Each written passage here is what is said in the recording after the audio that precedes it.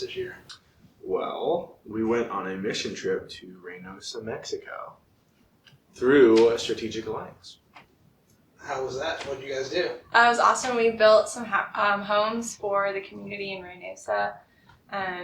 We actually had a really big team. We were on the bigger team with Rooftop. We went with Rooftop, our sister church. And we built 2 homes for our family with the big team. And then Rooftop also had 2 other teams that went down, and they built 2 more homes. And there were probably like 8 other teams from across the United States. So we probably built like 10 to 11 homes in Reynosa. What was like a typical day for you guys? So, a typical day down there is you got to get up at 6, and then we meet in a big hall to do worship, and then kind of a morning talk. Roland gives a morning talk, and then we have breakfast, and we go on to the job site, and we spend the day at the job site, and then we head back to the hotel after that. We're like there from like 8 a.m. to probably, I think 5. We right? get there around 8, and then we 8 to have 5. we leave around 5 o'clock. Yeah. By 5. And the homes are like basically sheds, essentially sheds. And like at the end of the week, it's really cool and humbling to see like how happy and how grateful these people are for just like not even that much, because they didn't have that much to begin with. So we were able to bless them, but they also blessed us. They blessed me by just like their joy. As they say, a really high percentage, like 90 or 80% of communication is nonverbal.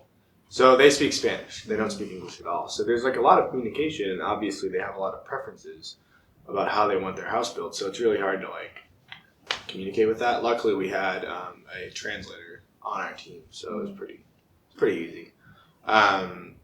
So yeah, there's a pretty decent amount of communication. Yeah, our family was a mom and then her husband, who actually, I didn't actually see him until like near the end of the week. So I don't know, maybe he was working, or I don't know what their like schedule was like. So it was a mom and her husband, and then they had 4 kids. They had 3 sons they looked really close in age, probably like ages like 12 to 14. They were a big help. They painted with us. They would like hammer in the boards with us. And then they had a younger daughter who was 6. Her name was Victoria. And actually, it was just really sweet to see how loving the family was. And they just like took care of each other. And they were very, very grateful. Would you guys encourage people to take this trip? Yeah. 100%. It's amazing. It's fairly affordable. Yeah. You know? There's a lot of mission trips that are not affordable at all. It's pretty, like the travel, it's in Mexico, but it's like right on the border. So you can drive there in a day, fly there in a day as well. So it's very accessible, you know, and it's just an awesome trip. Very well organized as well. There's always something for you to do on the job site, like if you're not handy or if you're not good with kids or if you don't speak Spanish, like there's always something to do. You can paint, you can sweep the floors, you can just organize the work site, you can play with the kids. I think you should go if you're called to missions and you kind of want to get your feet wet, but I think like if you want to experience like sharing the gospel with people who maybe they know Christ, maybe they don't, but like you can be Christ to them, like just by going down and serving them. So when is the next time Arise and Rooftop are going back to Mexico?